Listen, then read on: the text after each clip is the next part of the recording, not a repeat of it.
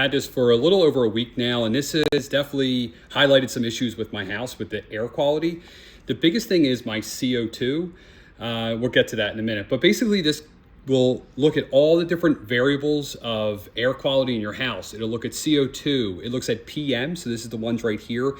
This is like if you're cooking, it's basically small particles and large particles. So that's what the 2.51 is. And the 4 and the 10 one is, okay? So you see mine are at 4. And I have seen this fluctuate. Like if we're cooking a lot in the house, we were cooking like scrapple and bacon, I think the other day, and actually this shot up. And it basically indicated that we need to open our windows and get some fresh air, all right? You also have humidity, temperature, and this TVOCs. This is like if you're painting, things like that. And this HCHO is from like new furniture. It's like things that off gas. So obviously I have 0 right now. So you want to keep everything on here not red, like my CO2 is right now. And what this is highlighting in my house, I didn't know this, is that we have high CO2. We have gas appliances, and we know we're supposed to use the fan when we use them, but we haven't been. So we have been noticing the CO2 goes up, especially if you have a lot of people in the house. And you see, I'm actually talking right next to it, so it's going up. This was like 1,000 when I first walked over here, and it's going up because I'm talking next to it. But this has been an issue in my house. So we're working on trying to figure out how we're going to lower CO2 by opening windows and things like that, which we never did. We actually took all the screens out of our windows. Now we're putting them all back and opening and looking at different things we can do because we tightened up our house too much.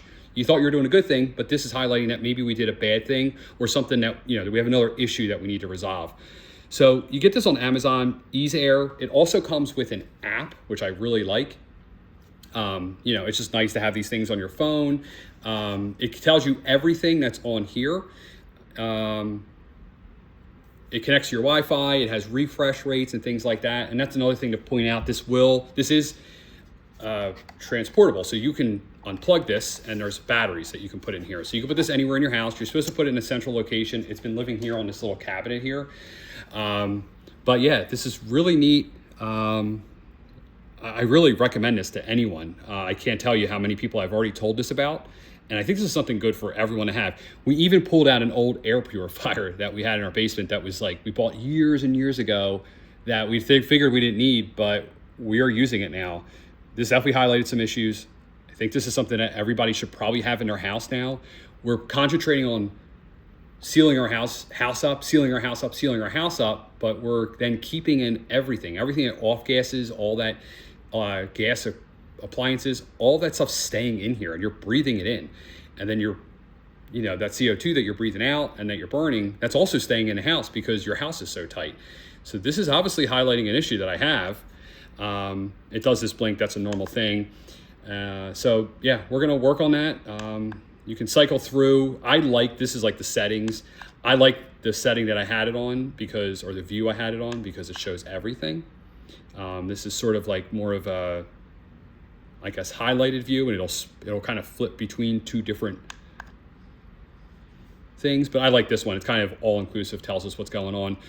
We've kind of been addicted to this thing, checking it every couple hours, because these things we see in our house, the CO2 is high, and these get high when we are starting to cook. And I do a lot of construction and stuff in my house, so I'm wondering like how many times these other things have been high.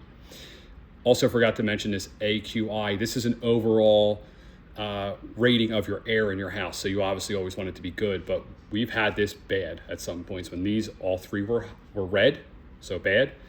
We had this actually as bad too. So we've had this thing lit up. This is going to be a lifesaver, I think. And I think everyone should have one. I really recommend it.